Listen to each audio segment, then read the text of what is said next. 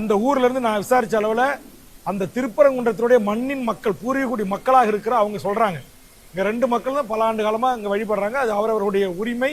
இதிலே யாரும் இந்துக்கள் முஸ்லீம்கள் என்று சண்டை மூட்டை எங்க ஊருக்கு வராதிங்க வெளியூர்ல இருந்து அப்படின்னு அவர்களே சொல்லியிருக்காங்க. சாதியின் பெயரால கலவரம் செய்ய துடிப்பது, மதத்தின் பெயராக மக்களை பிளவுபடுத்துவது, இது எல்லாம் RSS அடிப்படை கருத்து, அடிப்படை சித்தாந்தம். அது ஒருபோதும் தமிழ்நாட்டில் எடுபடாது. இப்ப இதே திருப்பரங்குன்றில் இருக்கிற இந்த பள்ளிவாசல் அல்லது இந்த மசூதிக்கு தமிழர்கள் போய் வராங்க. அவர்கள் போய் அங்க போய் தங்களுடைய வேண்டுதலை நிறைவேற்றிட்டு வராங்க. அதே மாதிரி பல கோயில்கள்ல, பல கும்பாபிஷேகங்கள்ல, பல வீதி உலாக்கள்ல எனதருமை இஸ்லாமிய பெரியவர்கள், தாய்மார்கள் தங்கள் நம்பிக்கையின் அடிப்படையில் அவர்கள் அந்த பூக்களை பெற்றுக்கிட்டு போறாங்க, பிரசாதத்தை பெற்று போறாங்க.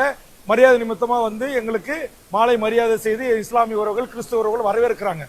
பன்னெடுங்காலமாக வழிபடுகின்ற ஒரு தலத்தை நீங்கள் மூட வேண்டும் என்று சொல்வதும், அங்கு வழிபடக்கூடாது என்று சொல்வதும், இந்துக்களின் பெயரால் சொல்வது ஏற்புடைய செயல் அல்ல. அதை சொல்பவர்கள் பாரதிய ஜனதாவினர், இந்து முன்னணியினர், RSSனர், சங் பரிவார அந்த அமைப்பை சேர்ந்தவர்களை தானே தவிர ஒட்டுமொத்த இந்தியாவில் வாழ்கிற இந்துக்களோ தமிழர் நிலத்தில் வாழ்கிற இந்துக்களோ அல்ல.